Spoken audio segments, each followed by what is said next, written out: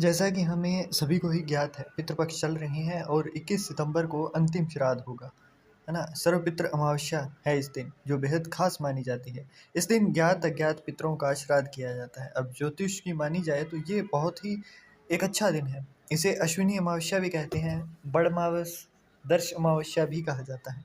अश्विन मास के कृष्ण पक्ष की अमावस्या तिथि जो होती है वो सर्वपितृ अमावस्या होती है। अब सर्वपितृ अमावस्या वो दिन है जिस दिन आप अपने पितरों को खुश करके कुछ शुभ मुहूर्तों के अंदर अपने जीवन की बहुत सारी बाधाएं यहाँ पर नष्ट करवा सकते हो। जो आपके पितृ होते हैं, आपके पितरों की जो कृपा होती है वो चंद्र कुंडली या फिर लग्न कुंडली जब आपकी देखी जाती है ना, तो उसके अंदर जो पंचम भाव होता है वो दिखाता है।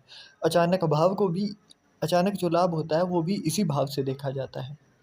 तो ऐसे में आप ये कह सकते हो, अगर पितरों की कृपा हुई तो अचानक ऐसे राह आपको मिलने लगते हैं जिससे आपके बड़े बड़े जो काम नहीं बन पा रहे थे वो भी बनने लगते हैं। तो यहाँ पर पितरों की जो कृपा है वो बहुत ज़रूरी है। ये चीज़ आपको मैंने यहाँ पर समझाई, परंतु कैसे मिलेगी उसकी बात करते हैं। अब पितृ विसर्जन अमावस्या के दिन ब्राह्मण भोज कराना, दान आदि से पितृजन तृप्त होते हैं और जाते समय अपने पुत्र पौत्रों परिवार को आशीर्वाद देते हैं। सर्वपितृ अमावस्या वो दिन होता है जिस दिन जो आपके पितृ हैं वो पृथ्वी लोक छोड़ देते हैं, है ना, और अपनी जगह पर पूर्ण वापस चले जाते हैं। इन योग में पितरों की पूजा करने से व्यक्ति विशेष पर पूर्वजों की विशेष कृपा बनती है। अब वो योग कौन से हैं?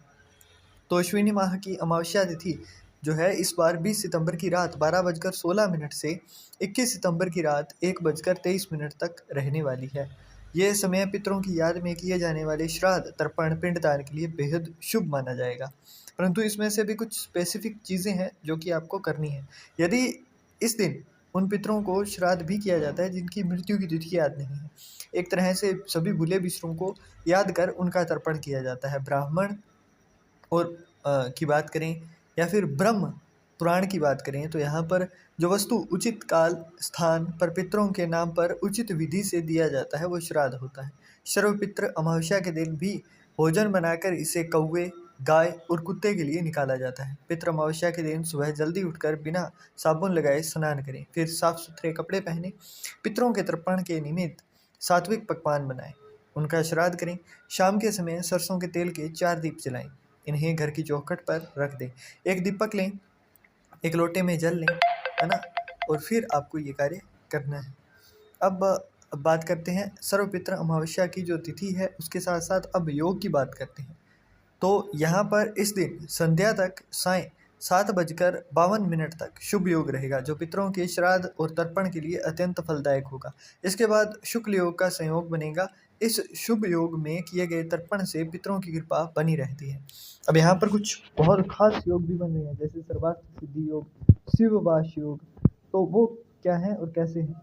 तो प्रातः 9:32 से शुरू होने वाला दूसरा योग, जो पूरे दिन और रात भर भी बना रहेगा। इस योग में पितरों को तर्पण करने से व्यक्ति को हर प्रकार से शुभ मिलता है, शुभ कार्यों में सफलता मिलती है, पितरों की कृपा बनी रहती है।